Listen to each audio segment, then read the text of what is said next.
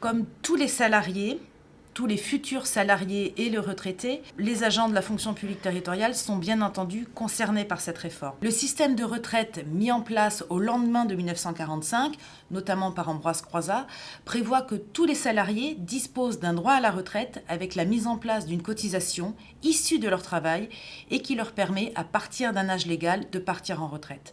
Le projet de réforme voulu par Macron prévoit, pour les territoriaux, non plus de tenir compte des 6 derniers mois, mais de toute la carrière.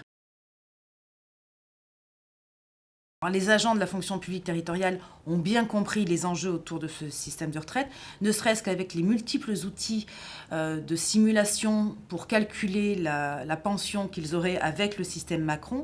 Et ce qu'on a pu observer, c'est que dans la fonction publique territoriale, où les salaires sont déjà relativement bas, les pensions versées seraient entre 15 et 30% moins élevées que les pensions actuelles. Or, nous savons, notamment pour les agents de catégorie C, que beaucoup partent avec des pensions déjà très basses, sans compter, bien entendu, les femmes qui souvent ont des carrières totalement hachées et qui partent avec des pensions totalement indignes. Donc, on voit qu'il y a une multiplication des assemblées générales, des mobilisations, des manifestations prévues et beaucoup de primo-grévistes, ce qui est vraiment très encourageant pour la journée du 5 et pour les suites. Oui, les agents ont le droit de faire grève.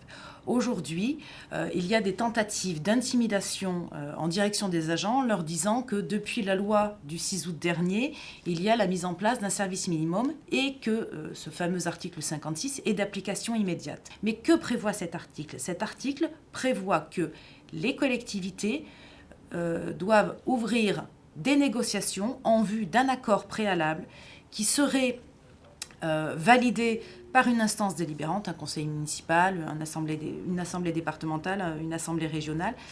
Mais cette restriction du droit de grève est bien entendu préalable à l'ouverture de négociations avec les organisations syndicales. Or, à notre connaissance, aucun accord n'a été conclu et aucune ouverture de négociation n'a encore été réalisée. Donc sans cet accord et sans la validation de cet accord dans une assemblée délibérante, le service minimum ne peut pas être mis en place. Donc il n'y a aucune restriction au droit de grève qui peut être imposée pour le 5 décembre et pour les jours suivants. Les agents veulent se mettre en grève, ils se mettent en grève et ils doivent justifier de leur absence lorsqu'ils retourneront au travail, lorsqu'ils l'auront décidé. Et à ce moment-là, ils justifieront leur absence par la grève. Il faut savoir que la Fédération des services publics a déposé un préavis de grève sur une large période qui va du 5 décembre au 5 janvier.